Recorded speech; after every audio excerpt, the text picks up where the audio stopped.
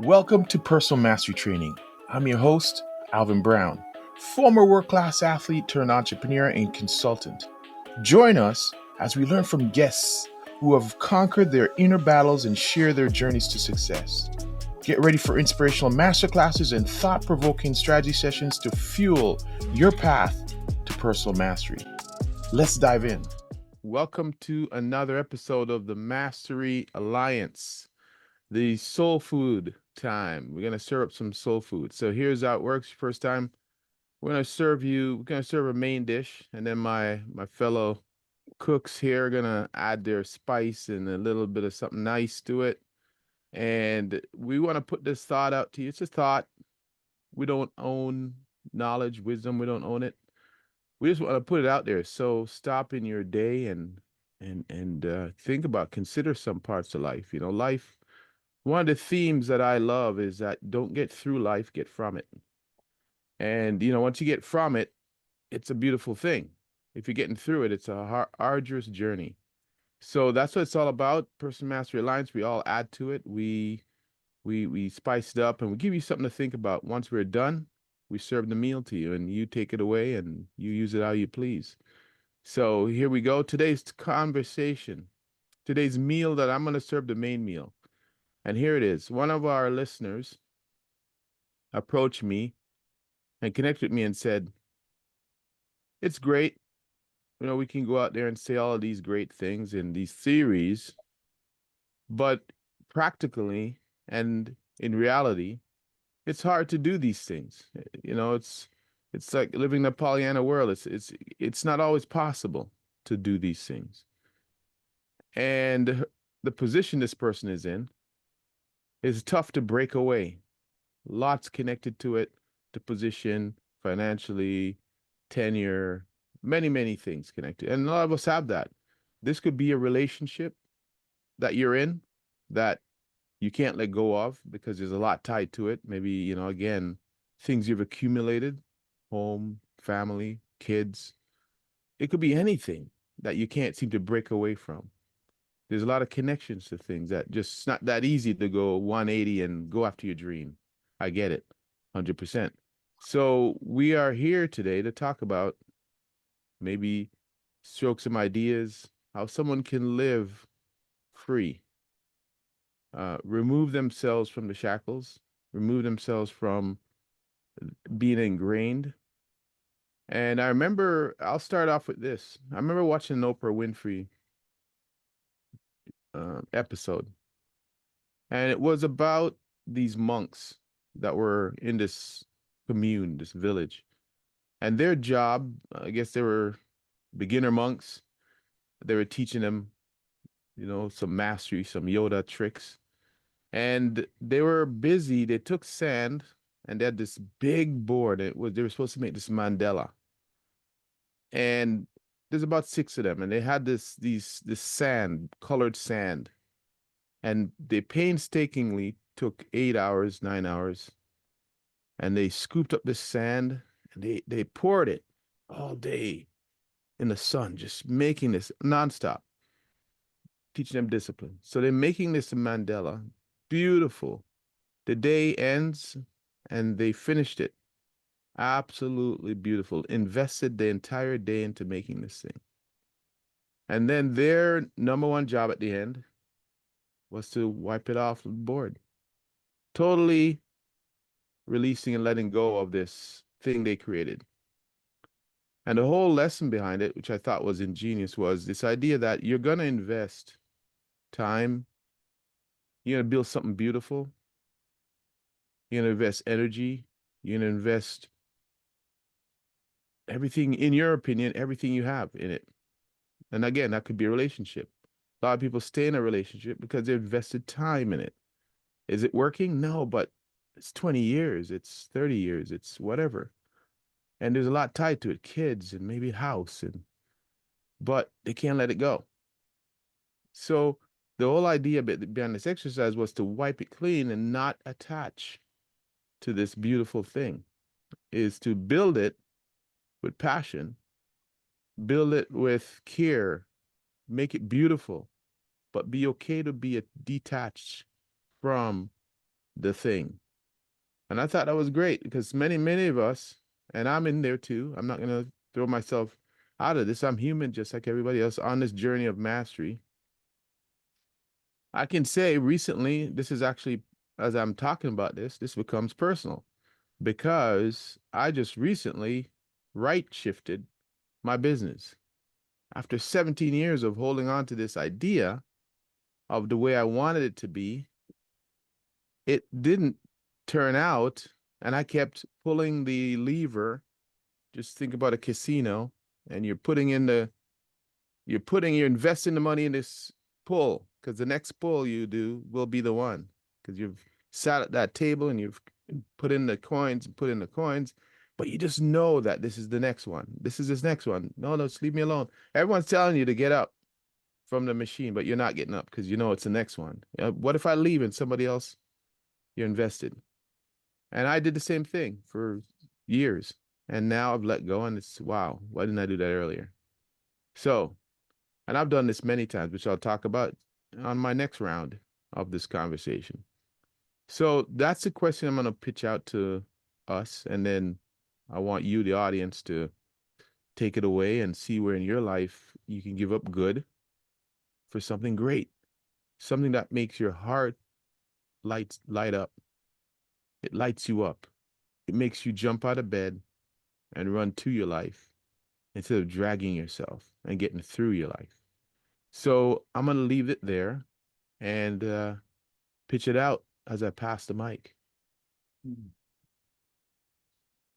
Well, this is a big one.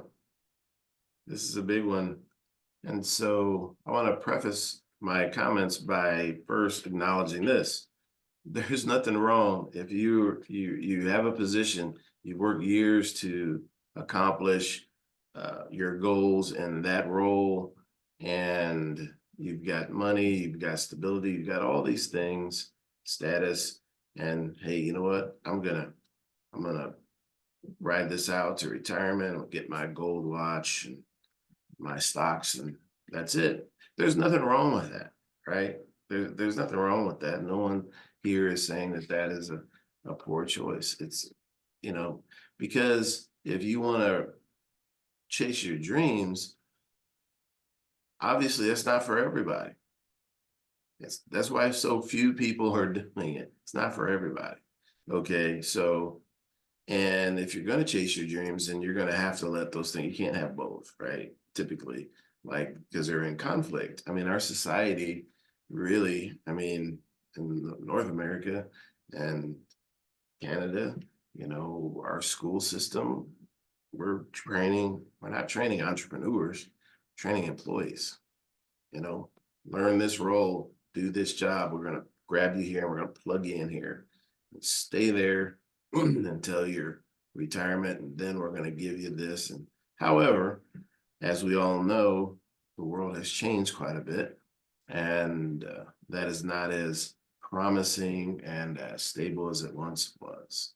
Okay. And industries change, the world changes, and the entire industries get wiped out sometimes by technology, by competition, so many factors in there. So there's just not the certainty that there once was with a college education and a career here in corporate America, or maybe a career in Canada. It's not what it was. And all we have to do is pay attention to what's information is available, and we can see that the ground has shifted. So it really comes down to what we want as human beings. If we're not fulfilled, if we have this thing that won't let us rest, that won't leave us alone, called our dreams and our potential, right? Won't will not let us rest. And that's how I felt. I had plenty of time in corporate America, but again, just had this nagging, this is not it. You can do more, you're capable of more, you can have a bigger impact. And I don't know that I even thought about having a bigger impact so much as this overwhelming sense of unfulfilled potential. But as I've pursued that potential, then my impact on other human beings has grown exponentially, which as I've grown as a person, my purpose has become clear and it's shifted. And it is about impacting other human beings in the most positive way possible. And I have a good friend that started Ravens Hope International, right? Karen Robinson. You can Google her, look it up, Ravens Hope International. It's a wonderful organization, wonderful woman doing amazing things that most people don't accomplish in a lifetime, things that she's doing every 6 months, just within that organization, not her other business interests, just what she's doing within that organization, rescuing young women, right, in third world countries, bringing them to the United States, educating them so they can be gainfully employed for the rest of their lives. Huge impact. Well, one of her sayings is, she said, we all have this seed of greatness that we're born with, and we all have it in our pocket. She says, I don't want to die with my seed in my pocket. With that, I'll pass the mic. Wow. Wow. Amen. First thing I want to start off with is whoever gets to contribute to something or achieve something that they can be proud of is already an amazing thing. Okay, it's already an amazing thing from the jump. So I also agree that there's nothing wrong, with having some type of resistance and maybe having this calling, having this dream in your heart that kind of pulls you away from something that's very stable, for something that you've built, for something that you've contributed to. But maybe that's not the thing, okay? That's not the thing, but it brings a lot of good in your life, okay? That's the first thing. Now I'm gonna be super honest with you guys. I feel a lot with this subject, okay? I feel a lot about this subject, okay? And it's never a coincidence, of course. But this week and last week, Alvin, I even told you I like this format because it challenges me to be more vulnerable, okay? It's not just it's for us four, but we're also doing it for other people. Everyone benefits. So about 2 weeks ago, I've come to the realization, man, I have a good job. Things are going well. I've projects that set my heart on fire that I'm working on also. And I should be excited, I should be excited, but I came to a point where, hey, I was going to work some days and I had a tough time getting out the car. I had a tough time getting out of the car, to go to work, and proactively, I was like, man, let me figure out why, let me figure out why so it doesn't impact other things. So for the first time in my life, I actually reached out to speak to a counselor, to speak to somebody to kind of break this down, And one thing I've realized is things that I already know, but it's good to have conversations with someone else, just to point them out to you, is that yes, you should be happy.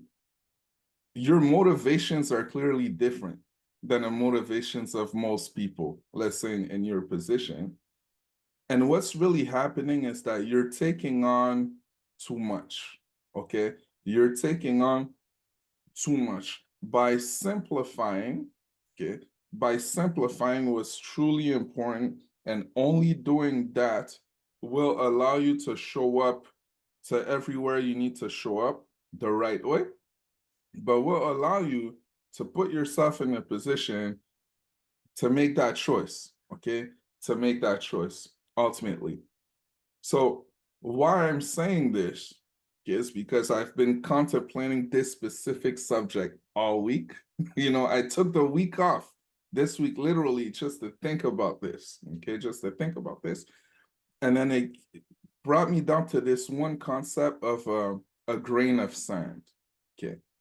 If you look at a whole desert, okay, it's vast, it's huge. Most of us wouldn't dare to try to just walk through a desert just like that. You need to be prepared. It's a challenge. It's hardest. But this whole desert, this amazing thing, is constructed by small little individual grains of sand, okay, of sand. And what I mean by that is that if you have this great position that brings you comfort, that brings you stability, that you like, but that you don't necessarily love, okay, there's something else that you love. Not everything in life is about doing a 180 right now. It doesn't always work like that. And that's okay. Maybe it's just having a 1 degree shift.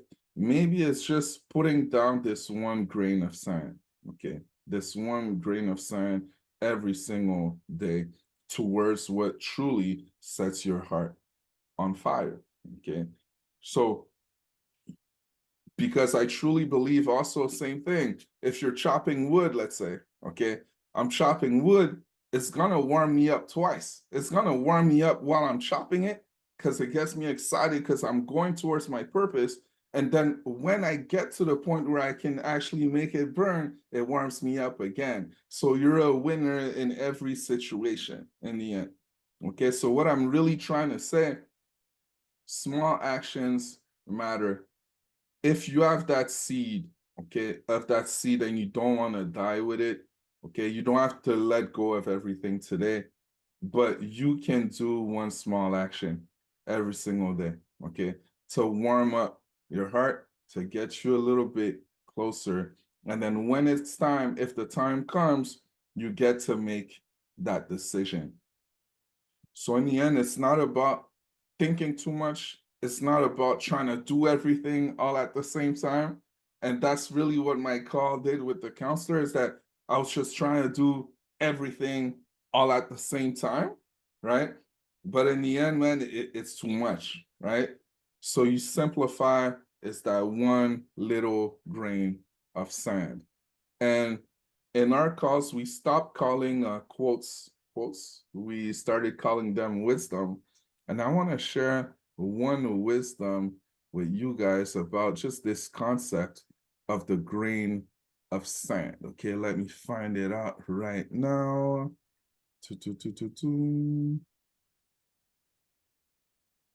Okay, if we move 1 grain of sand, the earth is no longer exactly the same. Okay. Just by moving 1 single grain of sand. That one action is already changing everything. You might not see the end result of it. You might not be exactly at the destination, whatever that is, but it's already changing everything. Now it's just about compiling these little actions, these little steps, and then you end up creating that whole desert. Creating that whole desert. So that's what I would say. And I'll pass the mic. Wow, right? As always. Ray, I'm going to jump right on your quote there. As you were saying this, I'm sitting here watching birds eat, and geese and ducks here at this pond I'm at, this little park. And I could throw a grain of sand in this body of water behind me, and it's still going to make a ripple across this pond. I could throw a boulder in there, and it's going to make a big splash and big impact. But the ripple, there's still going to be a ripple effect, and it's still going to impact the water, right? There's still going to be change. And I love that wisdom, because you're right, the earth isn't the same. And I think so many of us look for that big wow moment, that real big impact that people hear and feel and see. And also, I'm going to go back to some of the original the question or comment from Al's listener and friend here that, you know, golden handcuffs, but that ego aspect as well, right? We need that self-fulfillment and that dopamine hit, if you will. But I think listening to all Charlie, man, impact of others, some of the things that have been said, and that Ravens Hope International, what an awesome organization. And Ray, you talked about you should be proud if you're able to contribute. You know, if you have the ability to be able to contribute. I'm kind of summarizing there. Again, I think it goes back to where we're looking for that wow moment, right? That grand stage moment. And we don't stop and appreciate the little things. And this golden handcuffs discussion, if you can't break away, I think there's something that hasn't been brought up yet, and maybe Al will touch on it too, or was thinking, I don't want to steal your thunder, but fear. Fear is a big player in a lot of this. The fear of, oh my gosh, what's going to happen? Or am I going to lose? Am I going to be able to afford my comfort, right? My way of life? And sometimes, yes, sometimes we do lose financially when we make a change. But, you know, listening to you all, what comes to mind to me from my own personal experience as it relates to this is there's that, Ray, you talked about taking on too much, simplifying and focusing. There comes a point where, for me, and I think I've shared this information with other folks before that have taken it and some haven't, but what kind of impact are you having, right? And you may be throwing that grain of sand in this pond back here, and the boulder, you're used to throwing boulders, and now it's turned into a grain of sand, and that impact has lessened, right? Now you're forcing yourself, Ray, to, as you mentioned, to get out of the car to walk into the office, and you've lost that passion, or maybe you're not making an impact anymore, right? You're doing things, you're going through the motions, you're contributing, but it's just status quo. There's no growth, I guess, is where I'm getting at, is there's no forward projection. Just kind of, it's like running on a treadmill. Are you going anywhere? Are you going anywhere in your professional life? Are you going anywhere in your personal life? And I think very often we just kind of continue to run on that treadmill, and we stay comfortable, and we're afraid, that fear of actually going somewhere, because we convince ourselves, you're on a treadmill and you're running in place, you can still see the picture, right? Still looks pretty. All the money, all the fame, all the notoriety, the title, the position, you know, maybe the power that comes with your role from a professional standpoint. But nothing's changing. Your view hasn't changed, and you're just in place, and you're stagnant. And sometimes we do need to have that 180, or that realization that, and this is where my personal experience came in, is my goal, where I have worked, my grandfather ingrained this in me, is leave it better than you found it in all aspects of your life, whether it's your influence or your place of employment, your friends, whatever you can do. You know, you're cleaning up after you're at somewhere and you're cleaning up, you know, leave it better than you found it. And I've tried to instill that in my life, professionally, especially, of leaving wherever I've worked better than I found it. And I found myself after 17 years where there was nothing more I could do. And that was a gut check. And the fear crept in of, well, then what do I do now? And I had to let go of all the things, kind of summarize that, all the things, and realize that I can no longer make an impact on anyone's life. I can no longer help other people. It's not that I can't any longer. I'm just not having an impact. I'm just running in place. And I had to let go of this picture and really the lie around the power and the control, and that I'm actually doing something, because I convinced myself I was, and I just I wasn't anymore. And I had to let go of that in order for it to grow. The organization that I left, the program that I left, the dreams that I had for it, I was the barrier. I believe. And I had to walk away from, I had to get out of my own way for continued progress. And here's the beauty behind it is the place was incredible, not all because of me, but it was, I had an incredible impact on it, very positive impact over the 17 years. And when I stepped away over the past 5, I have been able to still watch it grow to that next level that I wish my ego wanted to be responsible for, but I couldn't. I just couldn't be a part of it. It's just not what was in the cards. It wasn't in the recipe, if you will, right? Staying with our cooks in the kitchen here and the menu. It just wasn't in the recipe for me to be a part of that equation. But I set the stage and I had to step back from that. And now it looks awesome.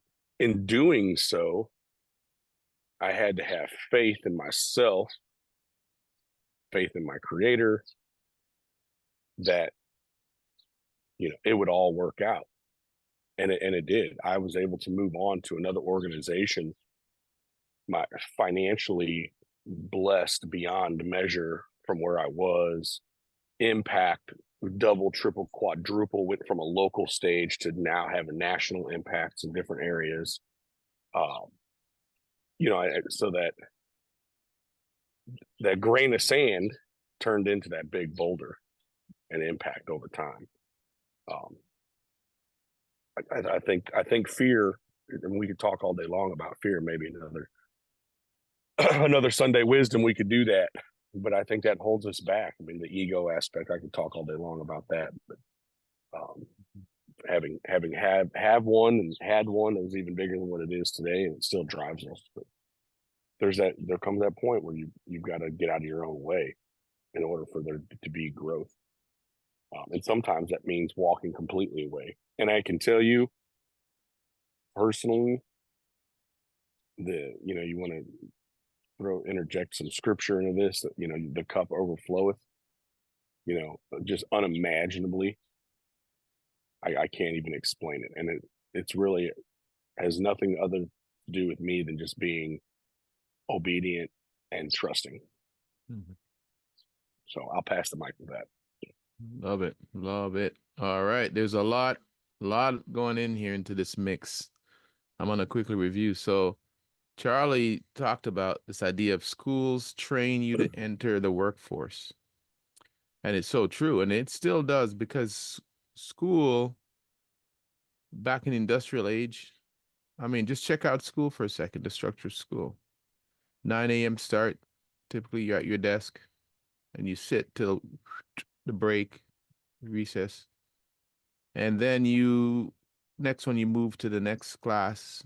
And at noon, you eat your lunch. And then you're back in again. And if you get out of your seat, it's pretty much, you get in trouble by the teacher and so on and so on.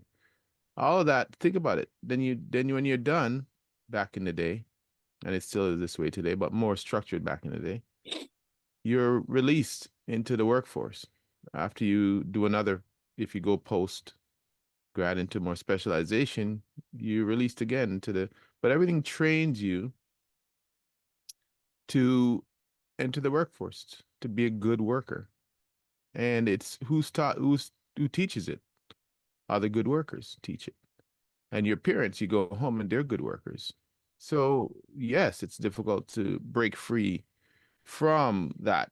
We're humans.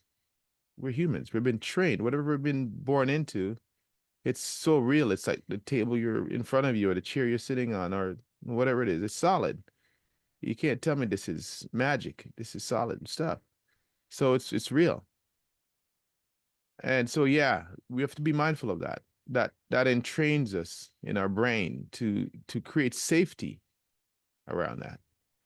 And I'll jump to the 6 human needs that we all have. We all have this 6 human needs that are within us. Number 1 is certainty. We all want some certainty. It's human need. No one wants to feel unsafe. No one wants to feel vulnerable. So we gravitate towards safety. However, we do need variety, though. We can't keep doing the same thing. Some do, and God bless them. But a lot of us it drives us. We need variety. We need something to feel, and then we need love and connection. And we need to feel like we're growing, and we need to feel significant and contribution, like we're contributing to something great. So these are all 6 human needs. So yeah, when the workforce trains us, when the school trains us, we enter the workforce. It's hard to break free from that. So we get it. Then Charlie said, overwhelming sense. I wrote this down. It's powerful. An overwhelming sense, some of us have this, of fulfillment of our potential. You know, I saw a Nike quote that kind of hit me, a Nike wisdom. And it said, all I knew is that I didn't want to be average. That's it. Something in us inherent that beats in our veins. Some of us, I believe all of us, but some of us, it shouts a little louder. All I knew is that I didn't want to be average. I didn't want to be. Sometimes, you want to be that grain of sand who causes the ripple and changes the environment instead of blending into that structure of the sand. So, yeah, some sand blow right into that water and hit it and causes a ripple. But it's hard to break free because there's zillions of sand, grains of it. In our case, it's 8.1 billion. So, overwhelming, don't die with your seed in your pocket. The same thing goes with another quote that says, don't die with your music still in you, still playing. We all have that music, that song, that thing, that individual thing that's out there. And, you drive by that graveyard, and I've worked with people for 30 years, intimately with people for 30 years. I hear all the dreams, and I work with them on a deep level, on an energetic level too. And I can tell there's a psychology and a physiology and a neurology and all the ologies connected to having that grain of seed in your pocket. In so many of the healing arts, they call it chi, they call it energy, they call it prana, they call it something else. It's that energy that is within us that we have to let flow. So that's a seed. And big ups to Ravens Hope International for making that impact, freeing more seeds of sand. So that's amazing. And Ray, tough time getting out of the car. The body, all these things we talk about, a lot of us can go numb to them and say, buy into the certainty piece, but you're going to get those tough times coming out of the car. They're going to be called, Sunday night angst. I think I read something that said, and again, I didn't deeply research it, but let's just say they say most heart attacks happen. Dr. Charlie, when does most heart attacks happen for most people, back in the day or now even? Monday mornings. Monday mornings. There's Wow. there's a high rate. I don't know, again, that's back in it. Maybe that's old, but still, Monday mornings. Think about that. And everybody, why did we name it Hump Day? Because we're all waiting for that downhill run towards Friday. I mean, Jesus. But hey, no knocking. I'm not knocking. I'm just saying that when you hear that music playing, time to pay attention to it. The compound effect Ray talked about as well. This idea that one small action, and there's a young lion, I call him, Sam Dema. I did an interview with him, episode 201. He believes in it. He said that's how he got started. And now this kid, he's not a kid anymore. He's a man now. He moved from picking up some garbage. His soccer career ended. I'll make it short and sweet. His soccer career ended. He felt a pull, the music still in him, and he listened to it. And he was wondering, and when you put it out there, when you put it out there, the universe aligns. You got a message.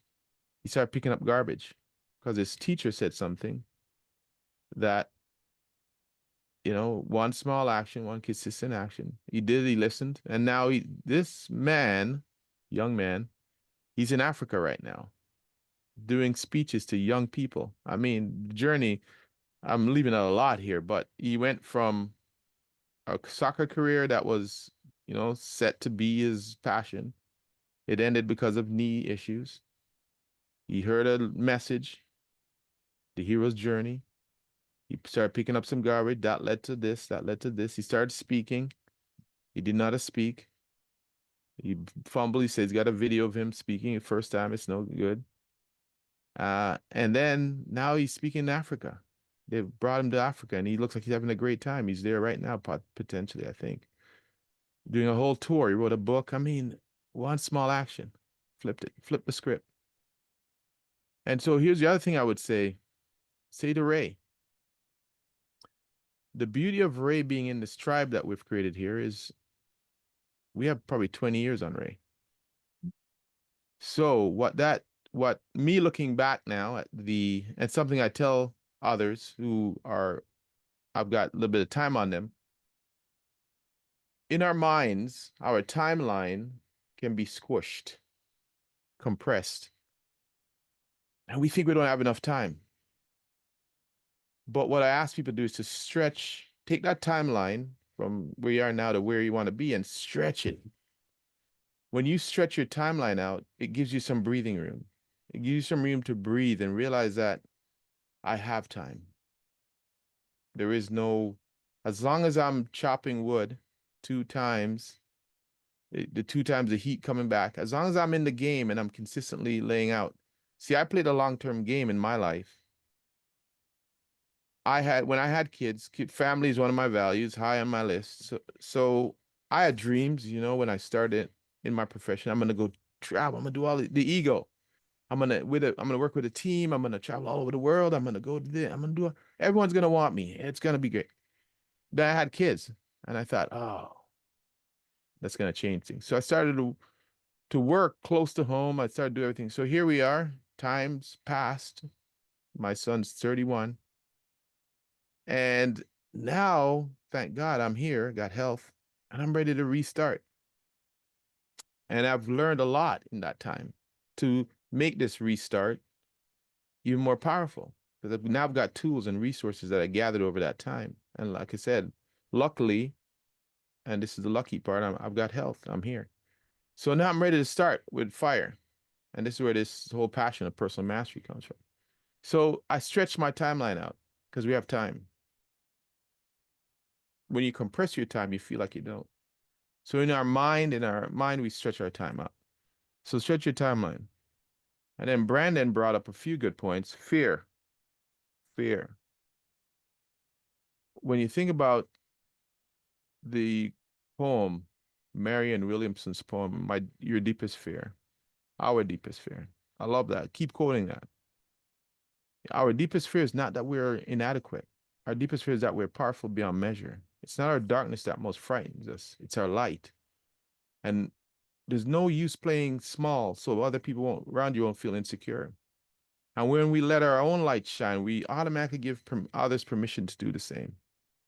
So the thing, though, is with great power, going after your dreams and living it out, comes great responsibility. So there is fear around it. Just step back and look at anybody who's doing well. All the critics come out and they start digging into your old stuff.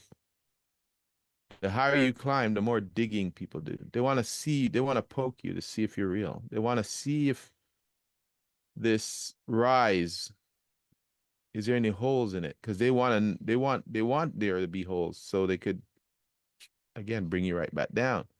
So a lot of people, their past wasn't the greatest, and in their minds, if they carry around some things, and what if I elevate?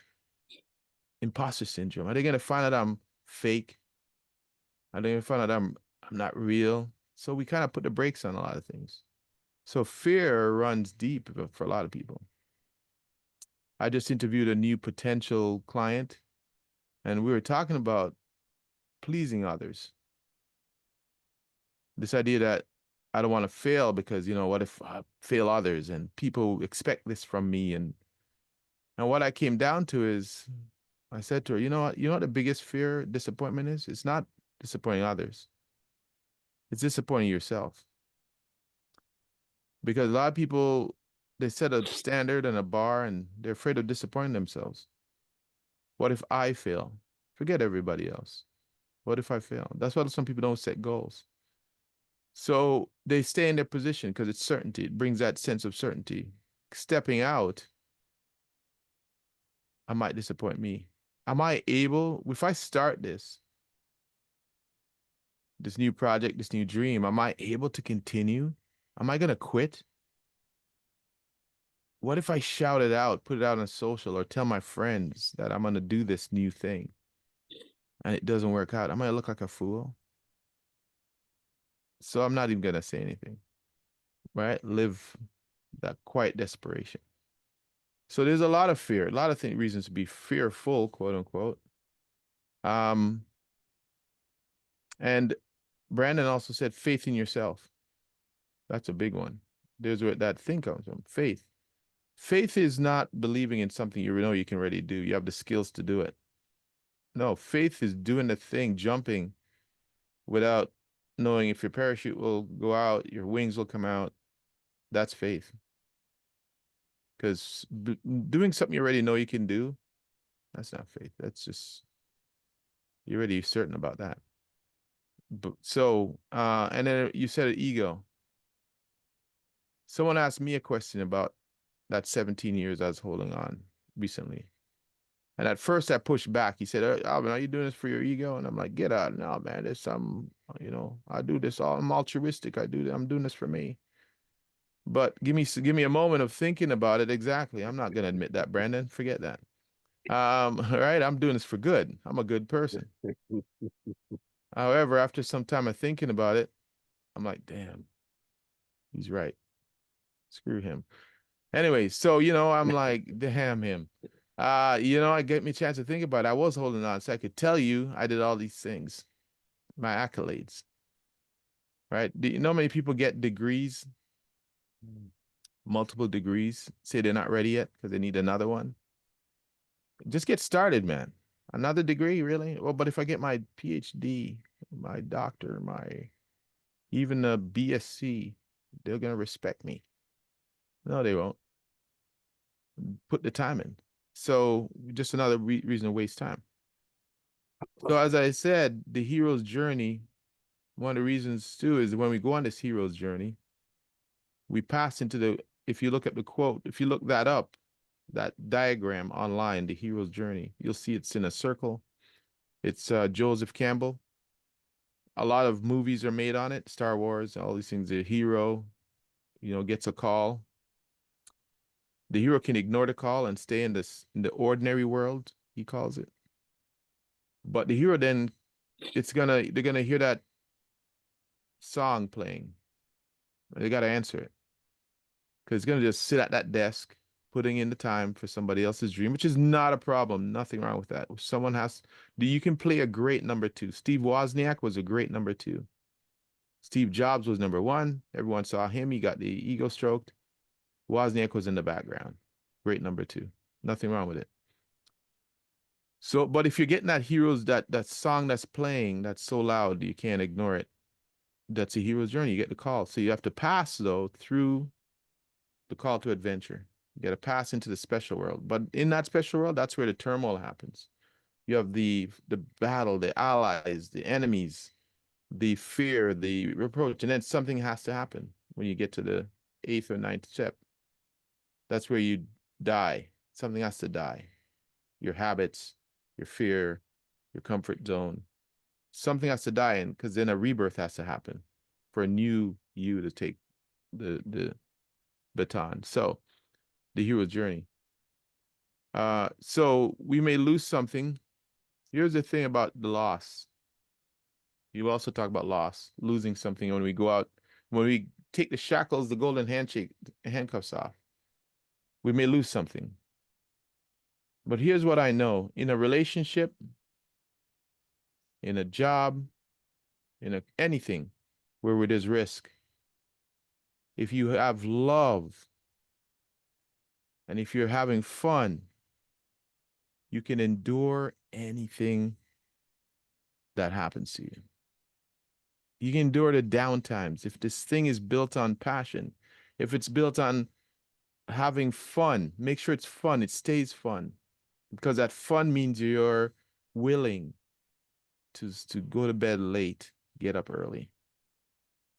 Because how many people do we know have the material things, paid very well, stature, ego, the whole thing, tenure, but they're not having fun. And it's ruining them. You can go to some poor countries and see people smiling and they have quote unquote nothing like, we have in North America. So many people look stressed with driving a Bentley. While the person pulling the cart on a bicycle with a thing in the back, some fruits, and they look totally happy. Anyways, so yeah, are we losing? Are we gaining? If there's passion in your relationship, you can be broke, but together you have this love and passion, and it seems okay. Or you could have a mansion and wealth, but totally be unhappy. So, anyways, I'll leave it there. The golden handcuffs. I'm gonna pass that mic. Wonderful discussion. Wonderful discussion. And I was listening to everyone's input, and everyone's just spot on with their observations and experiences. And I was also thinking about this book. I'm gonna grab it off the shelf. I'm gonna go off camera for a second here. Because I feel like without this, I would be remiss. And the question's so excellent because it's a valid question that sparked this conversation. And the reality is, no, it's not easy. It's not supposed to be. And everyone on this call knows I've read The Shoe Dog, and it's such a great book. And many people watch the movie about the book, right? Air, such a great movie. But I watched the movie before I read the book. Now I read the book, and then I rewatched the movie because I knew all the ingredients. I knew all the backstories, right, that were shared in the book. And at the end of the movie, the second time after reading the book, I cried because I knew what they went through to get to that moment. I knew what it took. Okay. And I wrote this down, one of the guiding principles. Nike has 10 guiding principles. And one of their guiding principles is it won't be pretty. We want this nice transition. Everything's packaged nicely. And okay, it's week 32. And now let me unwrap. It doesn't work like that. It doesn't work like that. There's so much uncertainty. There's so much adversity. There's so much challenge. However, at the end of that, there's unlimited joy, unlimited sense of accomplishment.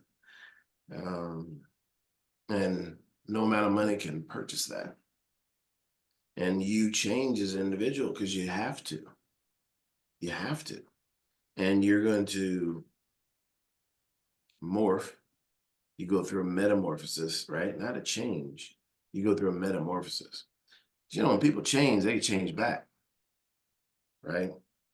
But when a creature on this planet goes through a metamorphosis, there is no going back to what you were before, because what you were before no longer exists. That caterpillar turns into a butterfly. That caterpillar ceases to exist. It's the butterfly now.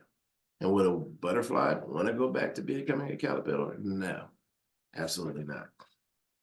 So those are realities, all valid things. And I remember for me, I had, really, for most standards, people would be happy with. I've had a couple of careers that I think a lot of people would be happy with and just ride them out and retire.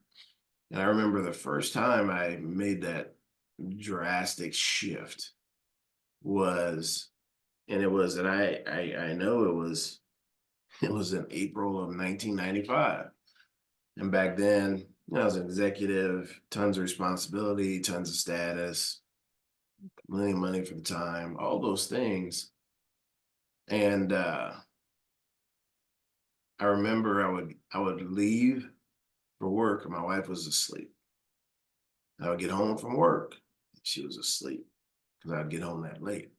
And saw her on the weekends, right? And every once in a while when I was in town, we'd make a lunch date. And this particular night, got home and my routine was to put my briefcase down on the kitchen table, get it set up for the next day, and I would turn on CNN. At that time in my life, that's how I caught up for the day's news is because I've been at work all day. I didn't know what was happening. So I'd watch CNN for half an hour and go to bed. That's a terrible diet, by the way.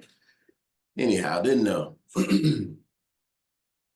is a much younger man back then. Well, anyway, on this particular day, it was April 19th, 1995, and at 9:02 a.m.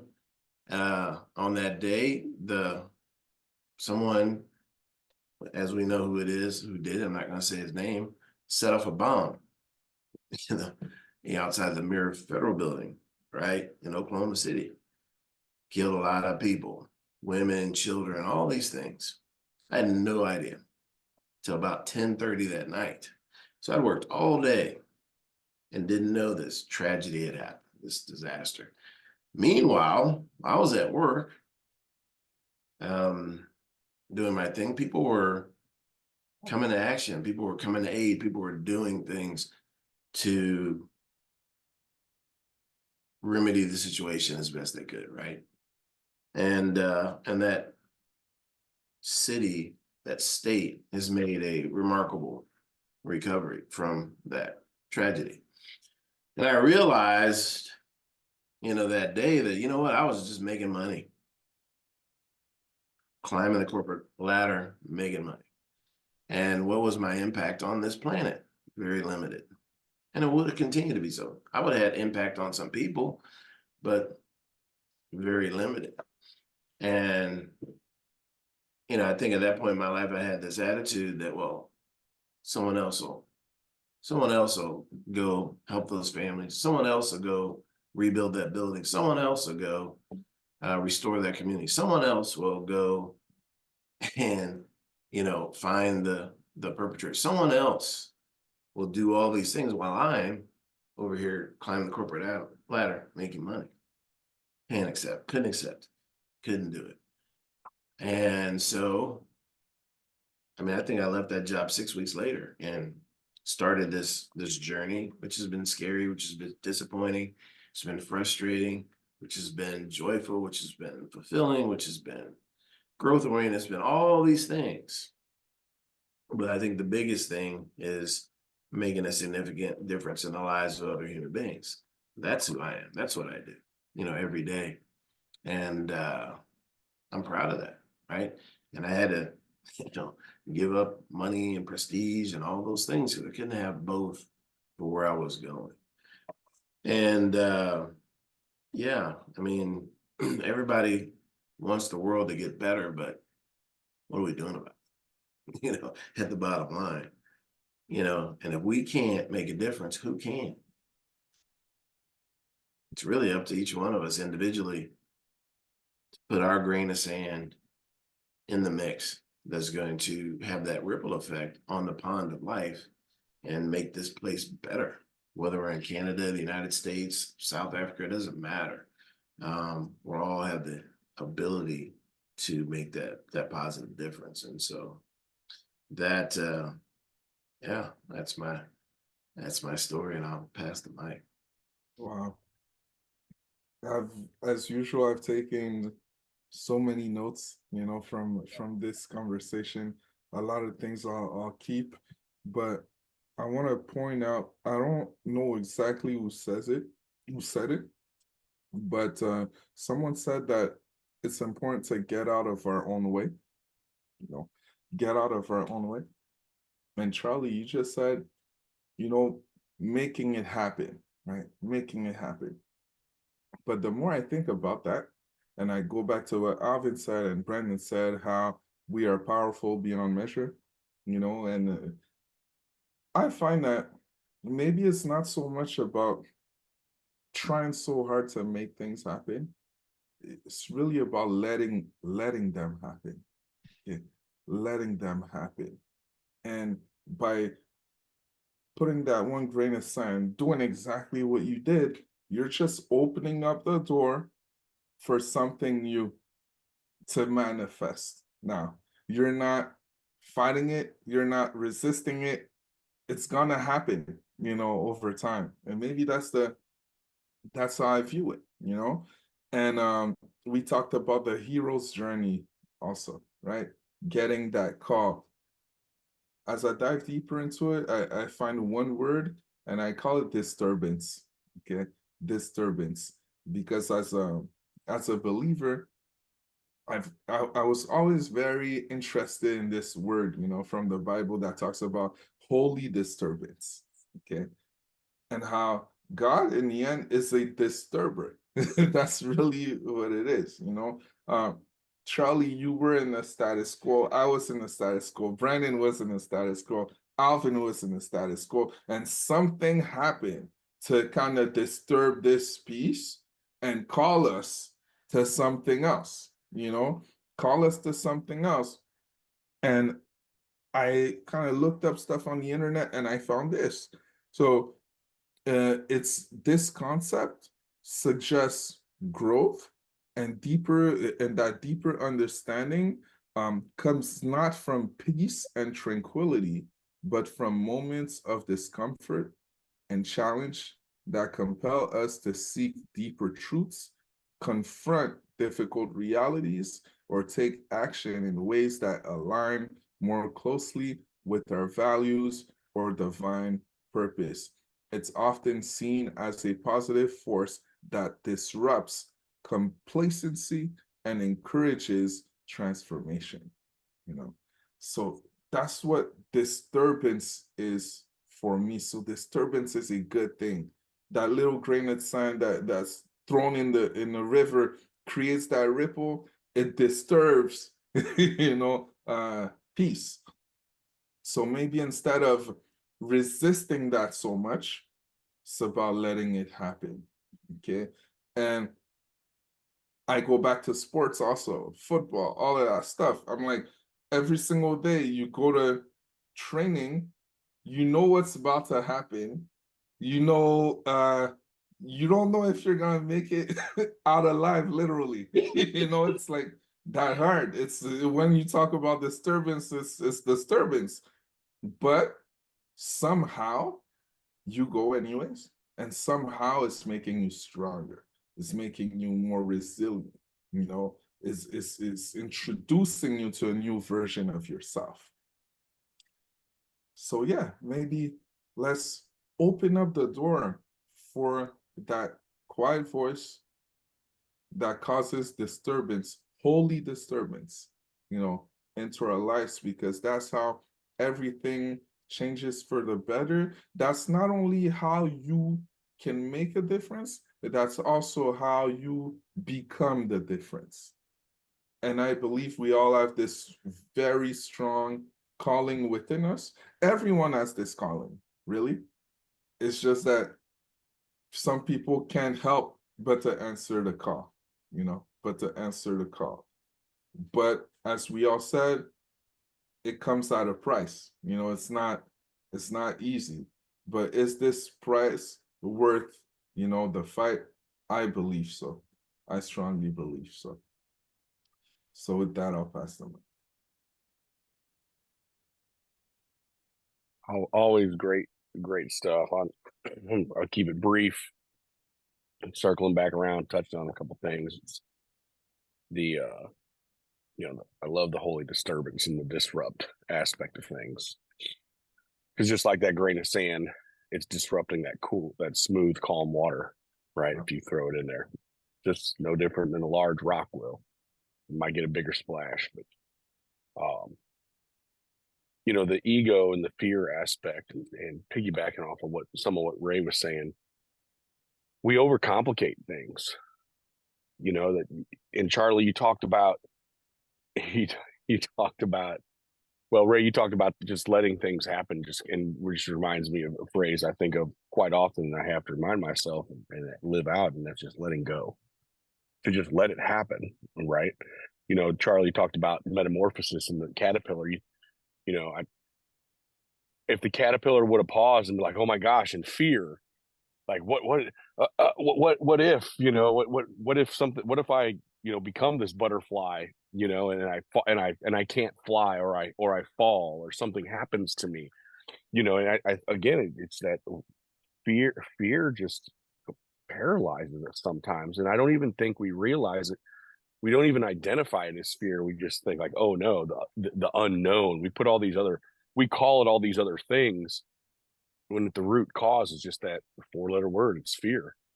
And our ego, well, I'm going to stay a caterpillar because I can climb as high as I want. I'm fuzzy and I'm warm, and I've got this, this maintaining this easy life with status quo, and I'm doing great things, and I'm, if I become this caterpillar, if I change, oh my gosh, there's all these unknowns. And I just let go and let it happen, and don't overcomplicate it is my advice for anyone that's listening. Don't overcomplicate it. And I think if you start to feel like you are, maybe step back and check yourself. Does it really need to be this difficult? Because it really can just be that easy. Just do it, right? It's like Nike says, right, Charlie? Just do it. You see what I did there? Just kind of pulled that out of thin air, but it's it really is that simple. And there is a sense, what I have found personally, and I'm sure some of you guys can attest to this as well, is when we do that, when we let go, when we stop overcomplicating it and adding all these layers, and I got to do this, and this first to get to this point, right? There's some of that that's just gonna come with it, depending on what your goal is, right? But when we stop overcomplicating, we let go of that fear, we just let it happen, there is a sense of peace.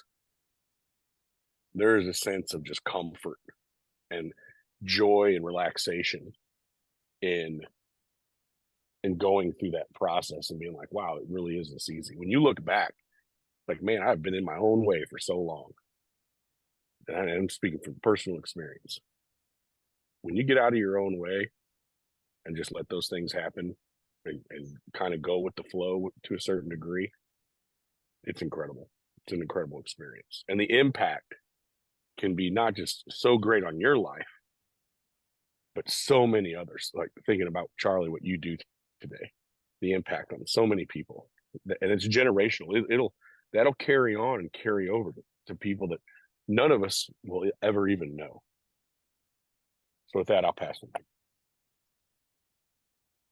Wow. Oh man. So we're coming close to the end, so I'm gonna make it short and sweet. Some powerful stuff then. I love that Brandon added to Dr. Charlie's metamorphosis idea, because I love that he changed the word change, because sometimes words have power. And sometimes the word change conjures up this idea of effort, a ton of effort, a ton of fear, a ton of vulnerability, all or none, give it all up, dive right in. And I love metamorphosis.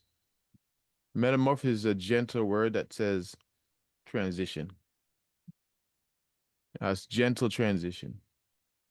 And then Brandon added more magic to it, more spice to it, and said, in the nutshell, paraphrase, the butterfly doesn't question my next transition. It doesn't sit there for a few weeks. Give me a few weeks before. So you're telling me, wow, I'm going to go in a cocoon, and then what happens after that? Let me Google the research that. Let me ask a few people first before we do this. Can I consult with somebody before we move here? Can I, it doesn't sit and contemplate. Give me a 6 to 8 weeks before, let me ask my mom and my parents, some good friends who have maybe done this before, and maybe they heard some stuff. I don't know if I want to do this. No, it metamorphosizes. It accepts its role and just transitions and becomes a beautiful butterfly. And then, there's a whole thing we get into about how the struggle to get out of the cocoon gives its wings so it could fly. There's all kinds of things that we could go into, but this is a beautiful metaphor.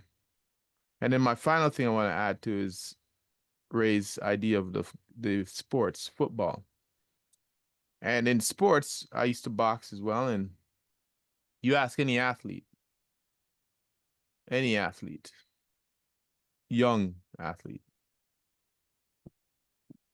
there's a risk behind what you're doing. You know that, right? Yes. But it promises you a gold medal or something at the end, a reward at the end. You sure you want to do this? They don't even take it to 2 seconds. Yes, I'm all in. I'm all in. The pain, but it's gonna be painful, right? Yeah. Hours and hours of giving up your time. Yeah. You sure? Yeah. There's no hesitation in these young, youthful, because they know, as I said earlier, if you love it and you're passionate about it, it's worth the risk.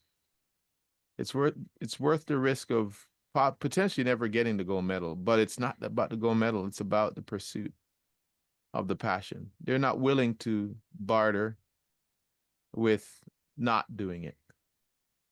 And something happens along our way. We learn fear and we learn, as I said, we talked to a few friends who may have had some disappointments and they warn us. Be careful, don't do that. All right. I've heard people who do that and they lose everything. Don't do that. But I love it. I don't care. No. Yeah, I had a friend who did that. Don't. And then you learn all that stuff. So then you lose that passion, that youthful passion and that heart on fire. You lose it because it is what it is, right? So anyways, those are two great ones for me to finish off with, is that metamorphosis. The butterfly never questions the next change. Just make it happen naturally. And then finally, when you're young and passionate, you give it all in. Something happens as we get older. We learn fear. We learn fear and we learn doubt.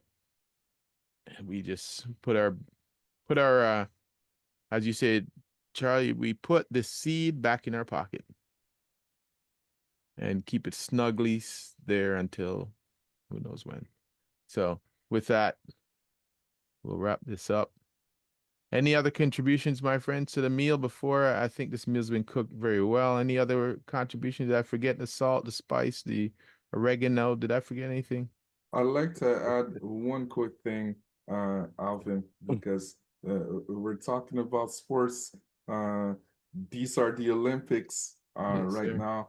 Yes, I went sir. to have lunch with my father yesterday, and it's funny how, as you get older, you realize there are certain questions you just never asked, and he's not the one to just speak things out. He's very humble man, so won't necessarily say much. But my father's been to three Olympic Games, right? Mm. 3 Olympic Games. The Mhm. first Olympic Games he's been to were the Moscow Olympics. He went as a Greco-Roman wrestler before becoming the national coach after that.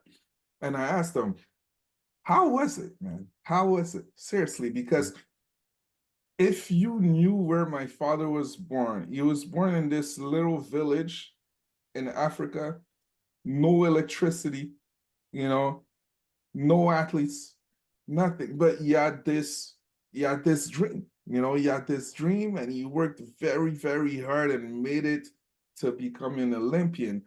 And then he started telling me crazy things. He told me how he saw the dream team, the dream team. We always talk about the dream team. He was there. He was there watching them play. Never told me that in my entire life, right? And So Ray, sorry to cut you out, but in yeah, 30 years, you've never asked. I Like in never 30 plus asked. years. Crazy. But I never anyways, go asked. ahead. Go ahead. Right. And you know what's crazy? It's actually my son That's like, hey, grandfather, you went to the Olympics. How was it? He's asking me these questions. He has like the Wow. curious mind of a kid, and then it makes me realize, man, I never ask him. So we just had this amazing conversation, so inspiring. Of again that little seed, how far it can take somebody, because a lot of people could say, yeah, no business making it there, but he's been to 3 Olympic Games, 3 Olympic Special. Games. So Special. it's amazing stuff. Special. Unbelievable. Unbelievable. I think that's a magic story right there, is that 30 plus years have gone by. You've never you've never asked that of this unbelievable feat, because not many people can tag those 5 rings on their bodies, or whatever it is. So But think incredible. about the humility of him, where Yeah, he never even put it out. I'm this, I'm that. right. The humility Yeah, behind it. yeah. So Crazy. yeah. Crazy. Well, Crazy. so I'm gonna add. I wasn't going to. I'm gonna add. Mm-hmm. Ray, on what you just touched on and what Al's talking about. That story, right? That experience that your father got to have, that he experienced, and then being able to share that with you, that's a gift. Yeah. Right? That's a gift. That knowledge, that experience, he's gifting that on to his son. And it just made me think about, what are we, humble or not, but what, no doubt a humble man, is, I'll take your word for it, and knowing you, that I do, very humble individual as well. But what are we holding on to that we're not gifting to others? What are we not sharing?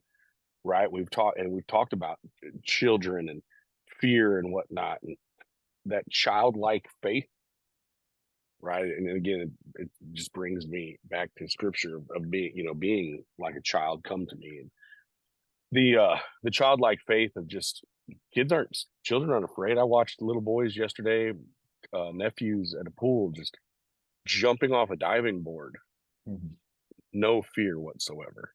Mm-hmm. And as we get older, right, we hold on, we control, we're afraid. But ultimately, the point I'm going to make is that gift. What questions are we not asking because we're either afraid to, and what are we holding on to because we're just like, man, it's really not that big of a deal. And we could be sharing other experiences with folks and gifting information and knowledge and experiences to them that can be impactful. It could be a spark. It could be that seed planted in them for them to grow. Mm-hmm. I'll stop. I love that, Brandon. I love the idea of a gift, because here's what it triggered in me when you said that. What if this conversation never happened? Mhm. And you know what? The inevitable. Ray never had this conversation. That gift would have been gone. Lost in Lost. time. Never heard again. It'd been locked in a.